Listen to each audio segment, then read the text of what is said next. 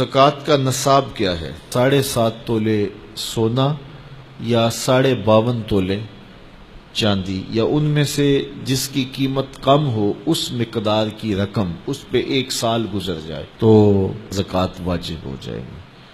اور اگر کوئی تاخیر کرتا ہے تو گناہ گار ہوگا، لیکن اگر کوئی ایڈوانس بھی دے دیتا ہے تو زکوٰۃ اس کی بھی ہو جائے گی، کہ 2 سالوں کی اکٹھی زکوٰۃ دے دیتا ہے تو یہ بھی جائز ہوگی کہ اس نے ایڈوانس زکوٰۃ دے دی۔ اب زکوٰۃ کے مصارف کیا ہیں؟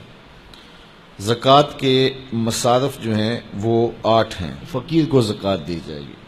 فقیر وہ ہوتا ہے جس کے پاس کچھ بھی نہ ہو، نہ گھر ہو، نہ مکان ہو، نہ اس کے پاس کوئی زر ہو، بس بالکل خالی مخالی، ایسا شخص فقیر کہلاتا ہے، تو اس کو زکوٰۃ دی جائے۔ دوسرا مصرف مسکین ہے۔ مسکین ایسے شخص کو کہتے ہیں کہ جس کے پاس اپنا ذاتی گھر تو ہے اور تھوڑا بہت کام کاروبار بھی ہے، بچوں کی روٹی روزی بھی چلتی ہے، لیکن اس کے پاس اتنے پیسے جمع نہیں ہوئے کہ وہ نصاب کی ملک تک پہنچیں، یعنی 7.5 تولے سونا یا 52.5 تولے چاندی، یا ان دونوں میں سے کسی ایک کی قیمت اس کے پاس نہیں ہے، تو وہ مسکین کہلائے گا، تو وہ بھی زکوٰۃ کا مستحق ہے۔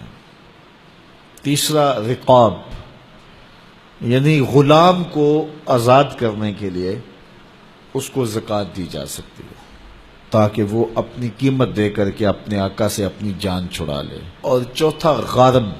غارم وہ ہے جو قرضے تلے دب گیا ہے اور اس کے پاس قرضہ اتارنے کے لیے کچھ نہیں ہے، تو اس مقروض کا قرض اتارنے کے لیے اس کو زکوٰۃ دی جا سکتی ہے۔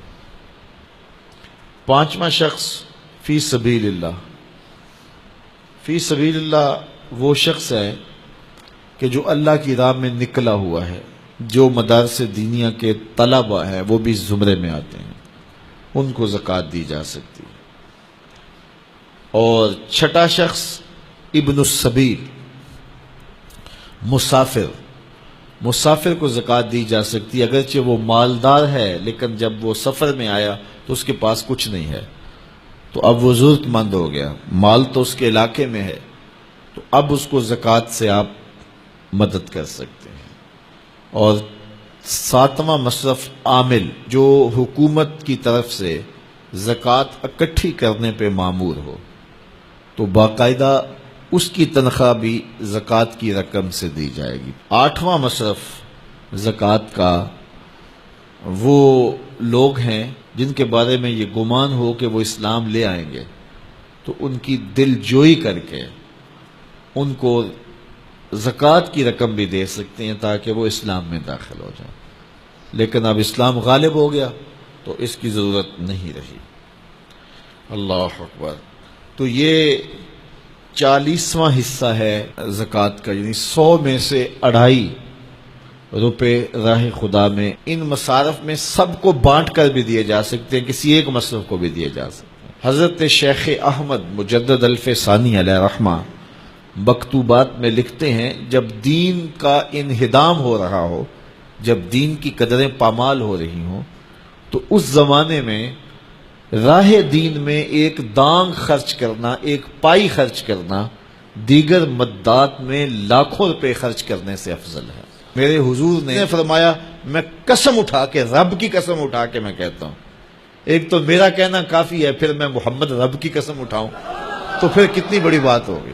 فرمایا، میں محمد رب کی قسم اٹھا کے کہتا ہوں کہ صدقے سے مال کم نہیں ہوتا۔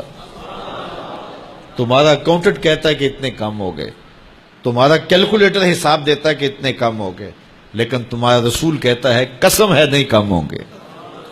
اب جس نے تجربہ کرنا ہو وہ تجربہ کر کے دیکھ لے، خدا کی راہ میں دیا گیا کبھی بھی کم نہیں ہوتا، صدقے سے مال بڑھتا ہے، مال میں اضافہ ہوتا ہے، مال میں برکت ہوتی ہے۔ اس لیے اللہ کی راہ میں خرچ کرو، نفلی طور پر بھی خرچ کرو، اور جو وجوبی صدقات ہیں ان کو بھی ادا کرو، تاکہ اموال پاک ہو جائیں، ستھرے ہو جائیں۔